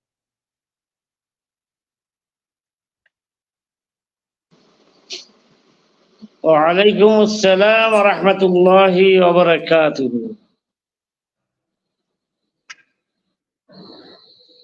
আসসালামু আলাইকুম, জাযাকাল্লাহ খায়ের। চমৎকার আলোচনার জন্য মুহতারাম মুফতি ইমাম রাজুল করিম হাফিজুল্লাহকে ধন্যবাদ জানাচ্ছি। প্রিয় দর্শক, আমরা অনুষ্ঠানটি ইতালির বাড়ি সিটি থেকে সম্প্রচারিত ইসলামিক ক্যাম্পাস টিভিতে আমাদেরকে দেখতে পাচ্ছেন। আমার এখানেও নেট ফ্রিকোয়েন্সি আসলে আমাদের সাথে ছন্দপতন হচ্ছে, প্রবলেম হচ্ছে। খুব এক ধরনের ইনসিকিউর ফিল করতেছি যে কখন যেন হারিয়ে যায়। মোহতারাম শেখ ডক্টর বশির আহমেদ মাকি হাফিজুল্লাহ, আমাকে শোনা যায়? জি জি, আলহামদুলিল্লাহ, আপনাকে শোনা যাচ্ছে মুহতারাম। জাযাকাল্লাহ খায়ের। আপনি ভালো আছেন? শারীরিকভাবে কেমন আছেন? আলহামদুলিল্লাহ, আমাদের ইটালির অধিবাসীদেরকে ধন্যবাদ জানাচ্ছি। ইটালি বাড়ি সিটি থেকে। আমি বাংলাদেশের প্রত্যন্ত অঞ্চল, এখন আশুলিয়া বাজার থেকে সিধা ছাড়াবাগের বড় মাদ্রাসায় একটা প্রোগ্রাম করছি। ছাড়াবাগের কিছু দৃশ্য আমার হাতে, এগুলো দেখাতে চাইছি, কিন্তু নেটের দুর্বলতার কারণে পারি নাই। যা হোক, ছাড়াবাগ থেকে আশুলিয়া বাজার, ওখান থেকে আসিয়া আবার আব্দুল্লাপুর থেকে নিয়ে সাইনবোর্ড এলাকা, এই যে দেশের দৃশ্য দেখলাম, এখানে কারা দেশের আপন, কারা দেশকে ভালোবাসে, কারা বাসে না, এগুলো পরিস্ফুটিত হয় সব। আলহামদুলিল্লাহ, আমরা তো রাজধানীতে আছি, সুতরাং প্রোগ্রামটা খুবই গুরুত্বপূর্ণ। আমরা তৃতীয় মাত্রা, চতুর্থ মাত্রা কত প্রোগ্রাম শুনি, কিন্তু কোরআন হাদিসের নিরিখে কিছু কথা শোনার জন্য আমি সবাইকে আহ্বান করলাম, এবং এই প্রোগ্রামটা সারা বিশ্বে দেখবে। আপনারা আরো বেশি বেশি লাইক, কমেন্ট, শেয়ার, একটু 1 সেকেন্ড আপনি সময় খরচ করেন, ইনশাআল্লাহ এই 1 সেকেন্ড সময়টা আপনার কিয়ামতের ময়দানে দেখবেন যে কি কাজে আসে। সুতরাং এগুলো কি করবেন, গনিমত মনে করবেন। আমাদের ইসলামী বক্তারা কত সুন্দর করে কোরআন হাদিসের আলোকে কথা বলতেছে। আলহামদুলিল্লাহ, সবাইকে ধন্যবাদ। দর্শক শ্রোতা মন্ডলী যারা আমাদেরকে শুনছেন এবং ভবিষ্যতে শুনবেন, সবাইকে আল্লাহর কাছে আমানত রাখলাম। এবং এই যে প্রোগ্রামের জন্য যারা আজ উপস্থিত হন নাই এখন, অথচ আপনার সময় আছে, কিন্তু ইচ্ছে করে আপনি উপস্থিত হতে পারতেছেন না, শয়তান মনকে কি করার জন্য, যে শয়তানি মনোভাব আসে, এটা দেখলে কি হবে, না দেখলে কি হবে, দেখার মধ্যে কোনো ফায়দা আছে কিনা, এই সমস্ত তথ্য যারা খোঁজে তাদেরকে বলছি আবারও যে ইন্নাহু লাকুম আদুউন মুবিন। শয়তান হলো আপনার আমার প্রকাশ্য শত্রু। সুতরাং মনকে, নফসকে, নিজের হাসাতে নফসানিকে দমন করে অনিচ্ছে সত্ত্বেও আপনার কিছু ইসলামী প্রোগ্রামগুলো শুনবেন।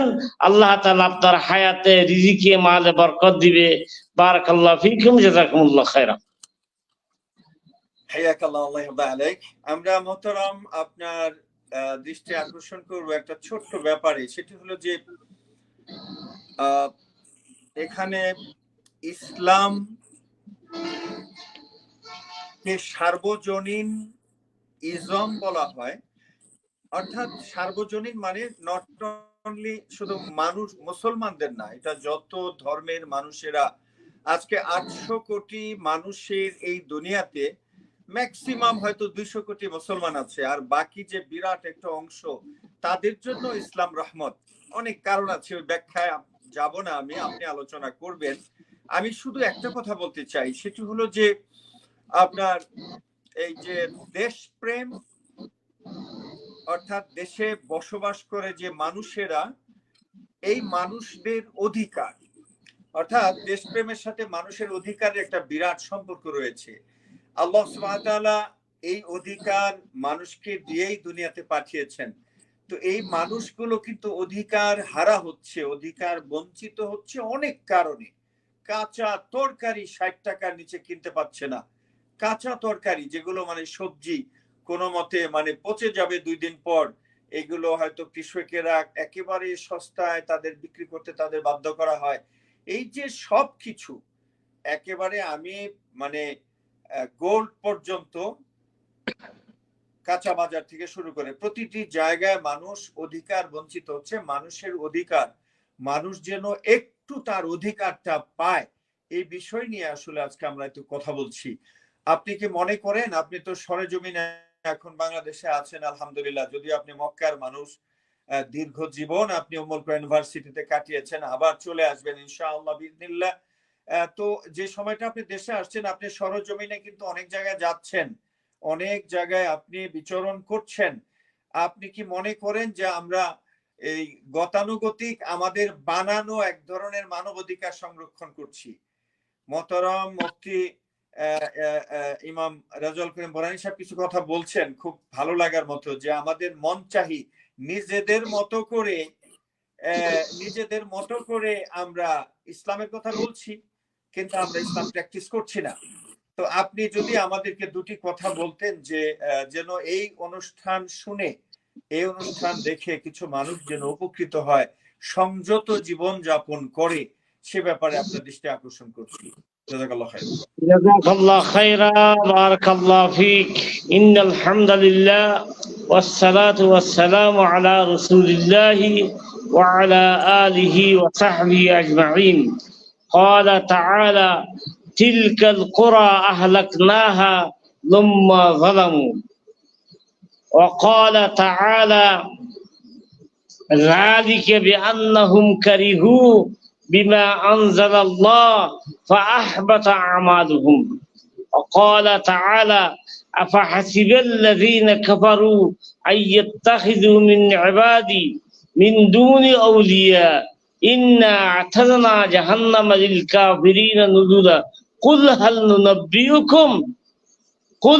ننبئكم بالأخسرين أعمالا الذين ضل سعيهم في الحياة الدنيا وهم يحسبون أنهم يحسنون صنعا.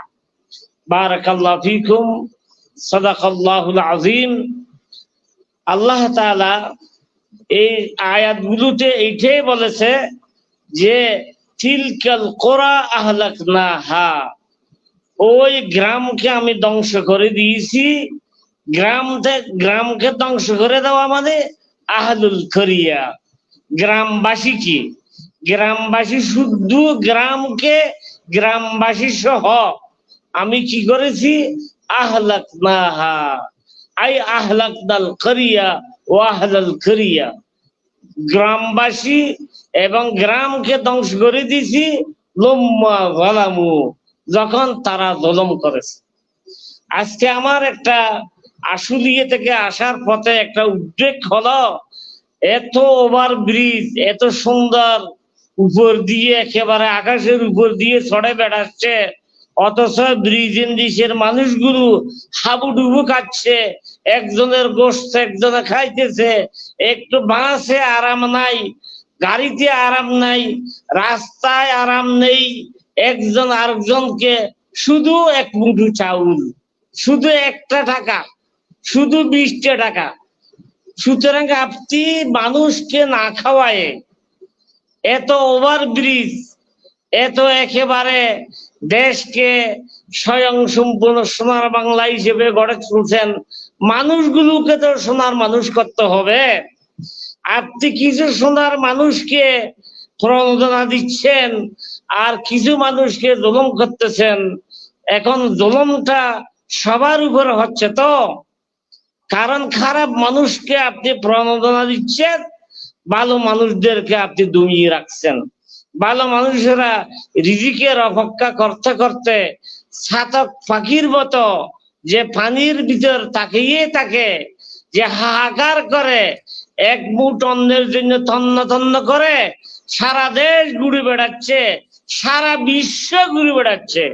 আমি বলবো বাংলাদেশিরা সারা বিশ্ব পরিশ্রম করছে, সৌদি আরব সহ, মধ্যপ্রাচ্য সহ, ইউরোপ আফ্রিকা সহ সারা বিশ্বে তারা কি করতেছে, শ্রম দিচ্ছে এক মুঠ চালের জন্য। তার শ্রদ্ধা মহিমা মাথাকে আহার করানোর জন্য, তার শ্রদ্ধেয় পিতার মুখে এক মুঠ ভাত জোগাড় করে দেওয়ার জন্য, তার একটা সুন্দর বাড়ি হওয়ার জন্য সারা বিশ্বে আমাদের বাংলাদেশিরা পরিশ্রম করতেছে।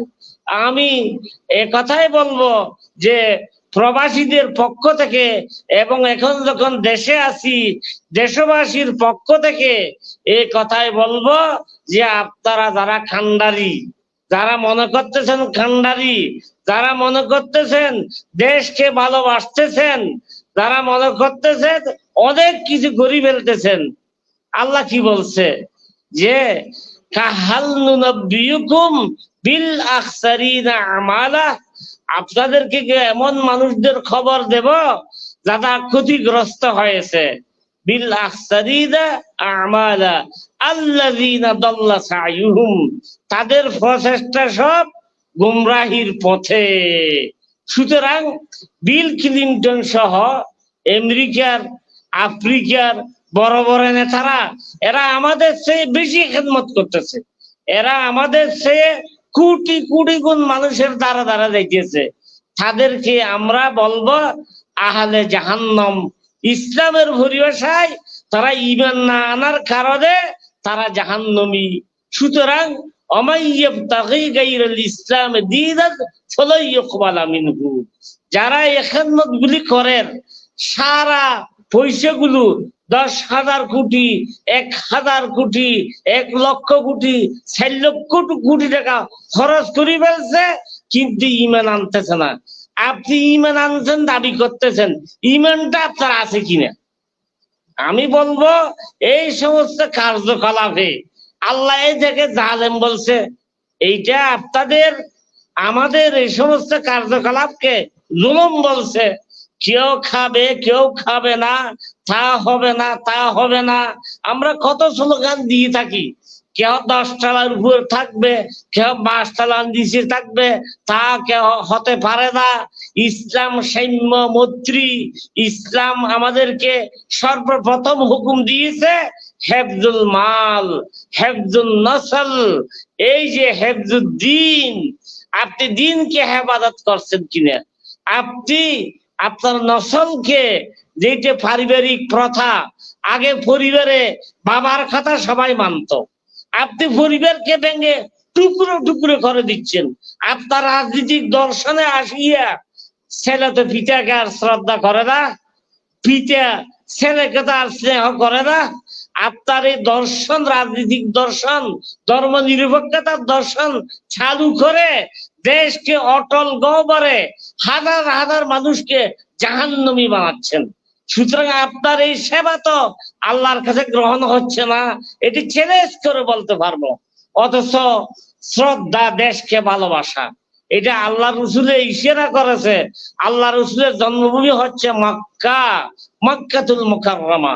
কাফেররা যখন আল্লাহ রসুলকে বের করে দিয়েছে, ওয়ারাকা ইবনে নওফলের সুসংবাদ দিয়েছিল, দুঃসংবাদ বলেন সুসংবাদ বলেন, যে ইয়া লাইতা, আমি যদি হে রসুল হে মোহাম্মদ তোমার যোগে থাকবো, তুমি যেই সময় কাফেররা বের করে দিবে আমি ওই সময় তোমার পক্ষে দাঁড়াতাম। আল্লাহ রসুলকে ওই সময় সুসংবাদ দিছিল, অথবা দুঃসংবাদ বলেন দিয়েছিল। আল্লাহ রসুল বলছিল আওয়া মুখরিজিয়া, আমাকে কি তারা মক্কাবাসীরা বের করে দিবে? ওয়ারাকা ইবনে নওফল বলেছিল যে এই রেসালা নিয়ে যারা আসলে, ইসলামের রেসালা, ঈমানের রেসালা নিয়ে তাদের সবাইকে জন্মভূমি থেকে বিতাড়িত করা হয়েছে। ঠিক এই আল্লাহ রসুল যেদিন মক্কা ছেড়ে মদিনায় যেতেছিল, খেদে খেদে মক্কাবাসীদেরকে, মক্কার গ্রামকে আল্লাহ রসুল খেতাব করে বলেছিল, ইয়া আহলে মক্কা, ইয়া মক্কা আনতে আহাব্বুল বেলাদি ইলাইয়া, হে মক্কা তুমি আমার জন্মভূমি, তোমাকে আমি খুব ভালোবাসি, তোমাকে আমি এত ভালোবাসি, যদি কাফেররা আমাকে বের করে না দিত আমি বের হতাম না। সুতরাং জন্মভূমির ভালোবাসা এমন একটা কথা, যেই কথা আল্লাহ রসুল শিখেই গিয়েছে জন্মভূমিকে ভালোবাসার জন্য। আজকে আমার দেশের আলেমারা জন্মভূমিকে ভালোবাসতে পারছে না। আপনি বলবেন আমরা বাধা দিলাম কই? আপনি রন্ধরে রন্ধরে আলেম সমাজকে অপমানিত করছেন, আপনি রন্ধরে রন্ধরে মসজিদের ইমামদেরকে অপমানিত করতেছেন, আপনি রন্ধরে রন্ধরে মুফাসসিরিনদেরকে ছোট কালো, তাদের আহার নাই, শিক্ষকতা করলে তাদেরকে ছাদা তুলতে হবে, আবার কি করতে হবে, এই করতে হবে সেই করতে হবে। সাধারণ দিনমজুররা কত অসহায় অবস্থায় আজকে। আমি দেশে আসিয়ে সাক্ষী দিচ্ছি, হে আল্লাহ তুমি এগুলো কবুল করো, হে আল্লাহ তুমি এটাকে সাক্ষী রূপে গ্রহণ করো। সাধারণ মানুষ কত বড় মুসিবতে আছে। ম্যাক্সিমাম 180% মানুষ তাদের আহার নেই, বিহার নেই, একটু থাকার জায়গা নেই, ফুটপাতে মানুষগুলো পড়ে রয়েছে। আপনি কি ওভার ব্রিজ করবেন এখানে? আপনি কি এরোপ্লেনে চলবেন এখানে? আপনি এরোপ্লেনে চলতেছেন, অথচ মানুষদেরকে রিক্সায় চলতে দিচ্ছেন না। এই ব্যবস্থা, এই রাজনৈতিক ব্যবস্থা কি এটা ভালোবাসার প্রমাণ? এটিকে দেশকে ভালোবাসার প্রমাণ? সুতরাং ইমোশনে আসিয়া একটু কঠোর কথা হলেও দেশবাসী, বিশ্ববাসী এটা ভেবে দেখবেন যে আসল ভালোবাসা কাকে বলে। আসল ভালোবাসা বাড়ছে যেটা আলেমেরা, আসল দেশকে ভালোবাসে তারা মুফাসসিরিনরা, আসল ভালোবাসা ঈমান মুত্তাকিরা। সুতরাং আপনি তাকওয়া অবলম্বন করুন, আল্লাহকে ভয় করুন, ইমানদার হন। ইমান যেখানে টিকে না, আপনার খেদমত এখানে টিকবে না। হানি ফ্লাইওভার থেকে এখন আসতেছি, যেই বীর বাইরে হানি, যেই বীর মানুষের, অর্থাৎ মানুষ সব রাস্তায় নেমে গেছে আহারের সন্ধানে, এক মুঠো চাউলের সন্ধানে মানুষ সব রাস্তায় রাস্তায় ঘুরে ঘুরে বেড়াচ্ছে।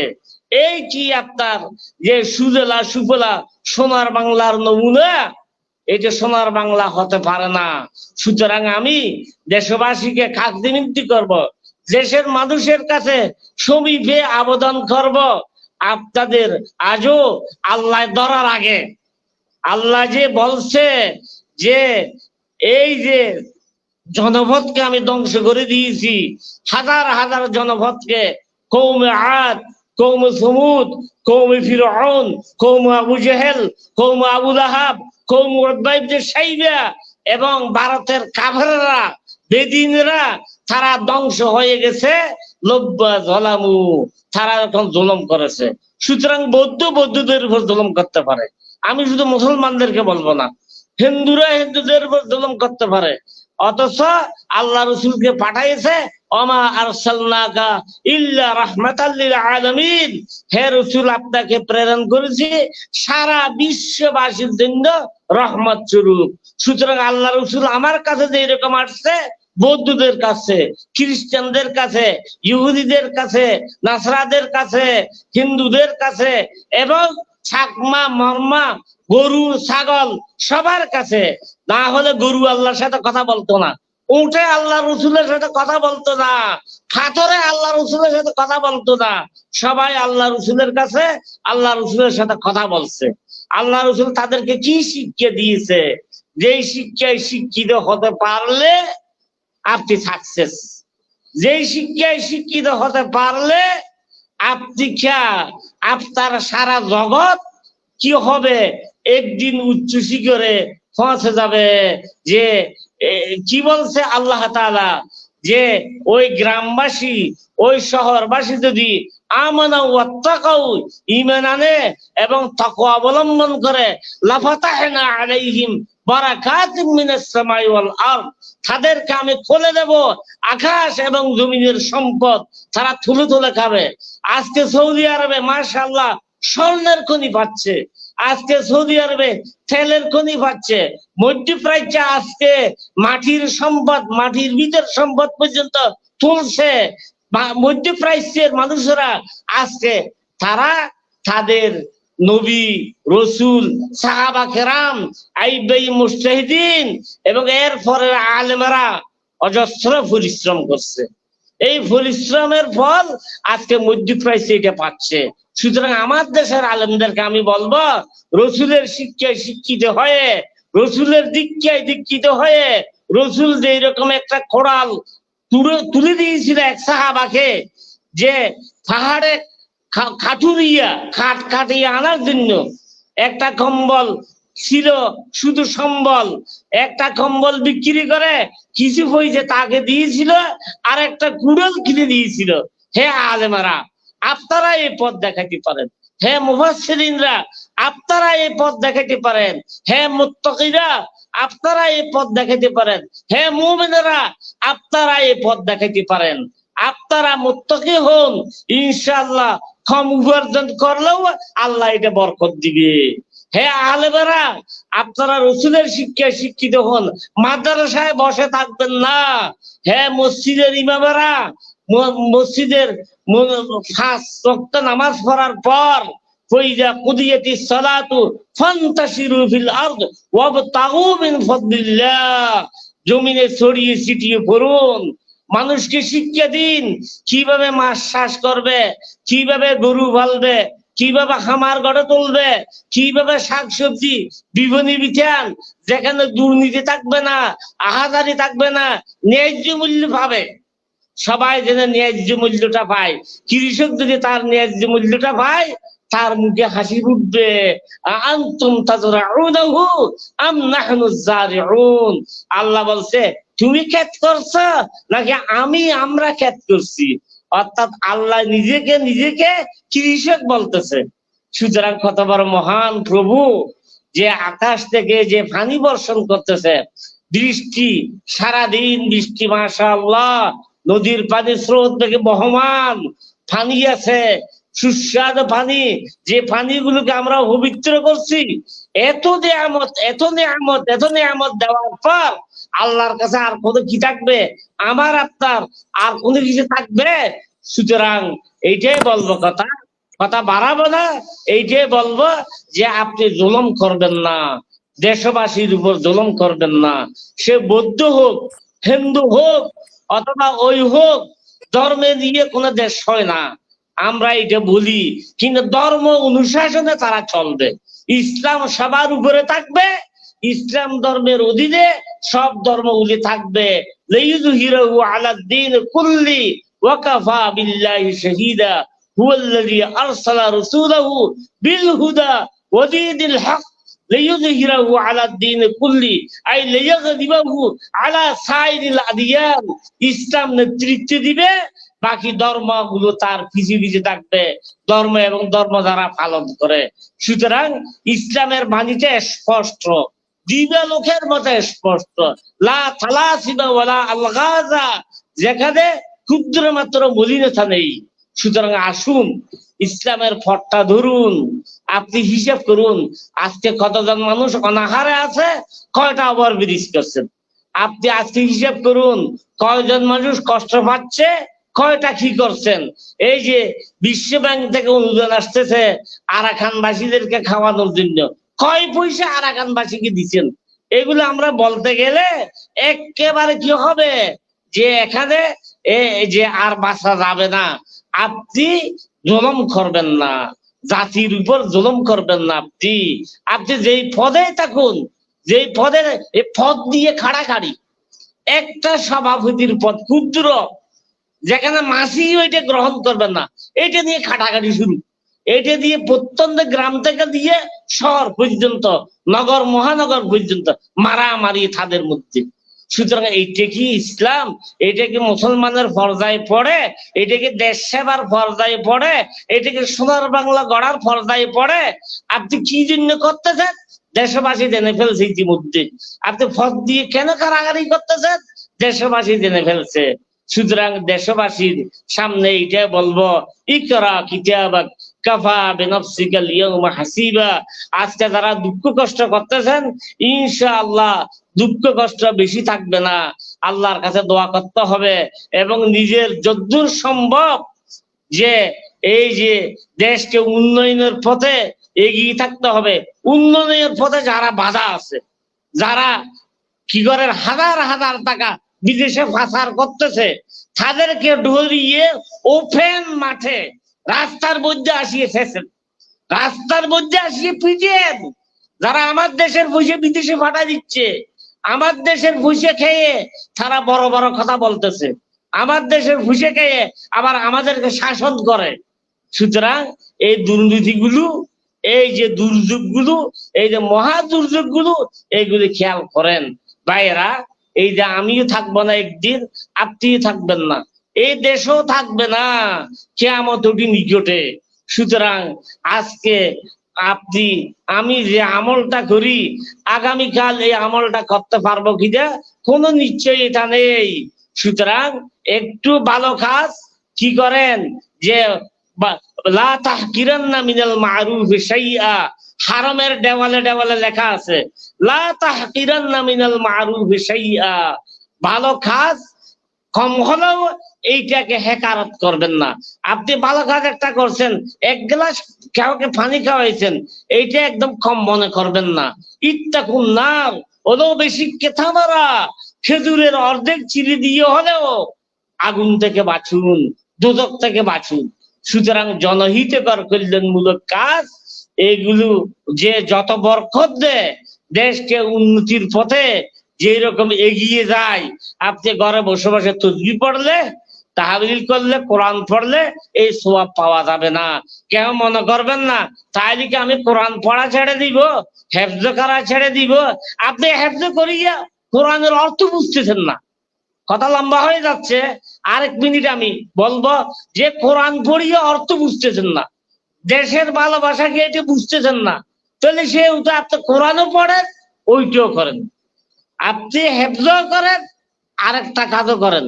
একবার আলেমদেরকে বলবো একটা ক্ষুদ্র ব্যবসা করেন আপনি, এর বিনিময়ে ইসলামকে প্রচার করুন। মানুষের দ্বারে দ্বারে ব্যবসা কি রকম এটা উঠেই ধরুন।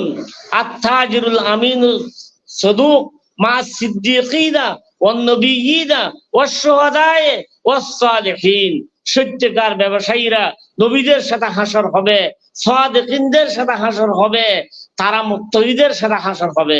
সুতরাং একটা বিরাট অংশ মানুষ, সাধারণ মানুষের উপরে ছেড়ে দিবেন, আপনি বসে বসে তাসবিহ তাহলিল গণবেন, এটা হবে না।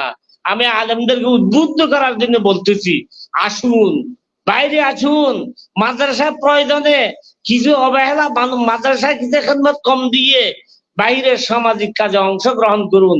একেবারে না পারলে একটা মেম্বারিতে দাঁড়াই দেন, একেবারে গ্রাম অঞ্চলের একটা ওয়ার্ডের মেম্বারও হন, এখানেও আপনাদের থেকে পাবলিকে খেদমত করবে। আপনি একটা মুরগির খামার দিলে সেখানে মুরগি কিভাবে পালন করা হয় এটা পাবলিকই শিক্ষা পাবে। যেখানে ভ্যাকসিন কিভাবে দেওয়া হয়, মুরগি কিভাবে বিভিন্ন বিতরণ করা হয়, যেখানে দুর্নীতি থাকবে না, যেখানে দুর্যোগ থাকবে না, যেখানে কি থাকবে না, এই যে ভালো কাজের সাথে খারাপ কাজ মিশ্রিত থাকবে না, সেইটার মধ্যে ইসলামকে প্রচার করা যায়। সুতরাং ইসলাম মানে গণ্ডির মধ্যে তাকিয়া ইসলাম যত প্রচার হবে, পাংখার নিচে তাকিয়া যত ইসলাম প্রচার হবে, দুদু ময়দানে গেলে এর থেকে 100% বেশি ইসলাম প্রচার হবে। সুতরাং পাংখার নিচে বসিয়া, এসির নিচে বসিয়া, মাদ্রাসায় পড়ায় ইমামতি করে কেহ কি করবে না, ইসলামের রাষ্ট্র কায়েম করতে পারবে না। ইসলামের রাষ্ট্র কায়েম করতে হলে সাহাবাদের মতো ওহদ করতে হবে, বদর করতে হবে, সিফফিন করতে হবে, মক্কা বিজয় করতে হবে। আবার বিজয়ের কথা আসলো, বিজয়ের উল্লাসে হাসতে হবে। সুতরাং মুসলমান, আপনি যে সময় খরচ করতেছেন এটা আল্লাহ রাস্তায় দান করার মতো। সুতরাং ইন্নাল্লাহা আশতারা মিনাল মুমিনিনা আনফুসাহুম ওয়া আমওয়ালাহুম বিআন্না লাহুমুল জান্নাহ ইউকাতিলুনা ফি সাবিলিল্লাহ ফায়াকতুলুনা ওয়া ইউকতালুন ওয়া'দান আলাইহি হাক্কান ফিত তাওরাতি ওয়াল ইনজিল। বারাকাল্লাহু ফীকুম, জাযাকুমুল্লাহু খাইরা। সালামুল্লাহি আলাইকুম ওয়া বারাকাতুহু।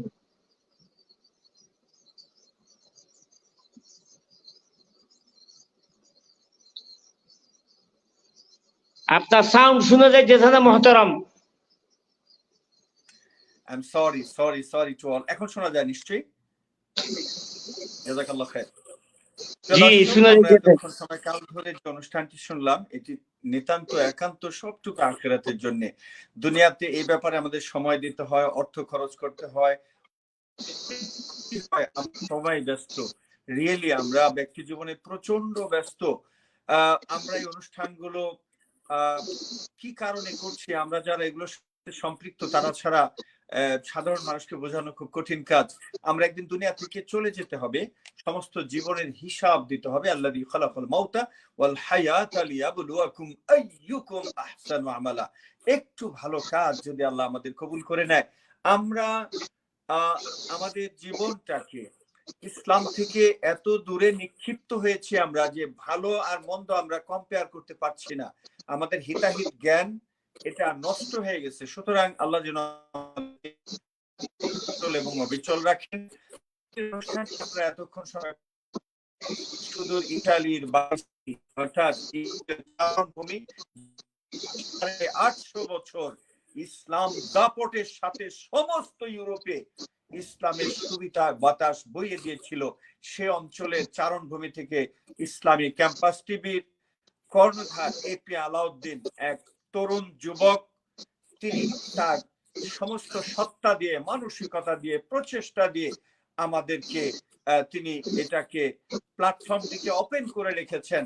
সমস্ত আজকের অনুষ্ঠান থেকে যারা কথা বলতে চান আমাদের অনুষ্ঠানে, তাদেরকে আমরা আহ্বান জানাচ্ছি, আসুন আমরা কথা বলি, কথা শুনি। ভালো কথা বলা খুবই প্রয়োজন। ভালো কথার ফ্লেভার ছড়িয়ে দেওয়ার কোনো বিকল্প নেই। নবী এবং রাসূলদেরকে আল্লাহ সুবহানাহু ওয়া তাআলা পৃথিবীতে পাঠিয়েছিলেন এই কথাগুলো বলার জন্য। এই নবী এবং রাসূল আম্বিয়া সাল্লাল্লাহু আলাইহি ওয়াসাল্লাম পৃথিবীতে আর আসবেন না। এখানে আল উলামা ওয়ারাসাতুল আম্বিয়া, এই উলামায়ে কেরাম আম্বিয়া আলাইহিস সালামদের রেখে যাওয়া কাজগুলো অসম্পূর্ণ কাজ বলবো না, দাওয়াতের এই চলমান ধারাবাহিকতাকে এগিয়ে নিয়ে যাবে। আজকে মহতারাম ডক্টর বশির আহমেদ মাকি হাফিজাল্লাহ বাংলাদেশের মাটিতে বসবাস করে বাংলাদেশের ভিতরে থেকে তিনি গর্জে উঠেছেন। মানুষের জবান কতক্ষণ বন্ধ রাখবেন আপনি? হাজার হাজার কোটি টাকা বাংলাদেশ থেকে পাচার হয়ে যাচ্ছে, মানুষকে জুলুম করা হচ্ছে, মানুষকে নির্যাতন নিষ্পেষণের জাতাকলে পিষ্ট করে মানুষের জনজীবন বিপন্ন হয়ে যাচ্ছে। প্রতিটি সেক্টরে মানুষ আজকে বিরক্ত। অসংখ্য লোক রয়েছে আমাদের পুলিশ ডিপার্টমেন্টে, আর্মি ডিপার্টমেন্টে, আমাদের বন্ধুবর যারা রয়েছেন তারা বিরক্ত হয়ে উঠতেছে এই ঘটনাগুলোর উপর। দেশ যারা চালায়, এসবি, ডিবি, এনএসআই, ডিজিএফআই, অসংখ্য বন্ধুবর আমাদের যারা আত্মীয় স্বজন, আমাদের ফ্যামিলির যারা মানে এই ডিপার্টমেন্ট গুলোতে কাজ করছেন বাংলাদেশে, দে আর অলমোস্ট ফেড আপ। তারা সবাই বিরক্ত হয়ে যাচ্ছে যে এটা কি করে এটা সম্ভব হতে পারে যে একজন ড্রাইভারকে এখন নিয়ে গোটা জাতি পাগল। একজন ড্রাইভার, কি নাম আমি ভুলে গেছি এই মুহূর্তে, তো একটা এই যে ছাগলের বাপ বলা যেতে পারে তাকে। এর আগে যেটা ঘটলো, কত কিছু হচ্ছে বাংলাদেশে, মানে একটা দুর্নীতিকে ঢেকে দেওয়ার জন্য আরেকটা দুর্নীতি সামনে খাড়া করে দেওয়া হয়। আগের নাটকটাকে ভুলে যাওয়ার জন্য এর থেকে জঘন্য আরেকটা নাটক যেগুলো প্রডিউস করা হয় দক্ষিণ পাড়া থেকে, একটার পর একটা বাংলাদেশে পাঠিয়ে দেওয়া হচ্ছে, একটার পর একটা বাংলাদেশে দুর্ঘটনা ঘটছে। আমার কাছে অনেক সময় মনে হয় বাংলাদেশে কোনো মানুষ, কোনো বিবেকবান মানুষ বাংলাদেশে আছে কিনা আমাদের চিন্তা করতে আমরা অনেক সময় চিন্তায় পড়ে যাই। আল্লাহ সুবহানাহু ওয়া তাআলা আমাদের কথাগুলো বোঝার তৌফিক দান করুন। আগামী সপ্তাহে আজকের এই দিনে গুরুত্বপূর্ণ বিষয়ের উপর আমরা আবার আলোচনা করব। সে পর্যন্ত আল্লাহ সুবহানাহু ওয়া তাআলা আমাদের সকলকে সুস্থ রাখুন, ভালো রাখুন, নিরাপত্তার চাদর দিয়ে আমাদেরকে ঢেকে রাখুন। সকলের জন্য শুভ কামনা করে ইসলামী ক্যাম্পাস পরিবারের সকলকে ধন্যবাদ জানিয়ে আজকের মতো অনুষ্ঠানটিকে এখানে শেষ করতে চাই। ওয়া আখিরু দাওয়ানা আলহামদুলিল্লাহি রাব্বিল আলামিন। ওয়াসসালামু আলাইকুম ওয়া রাহমাতুল্লাহি ওয়া বারাকাতুহু।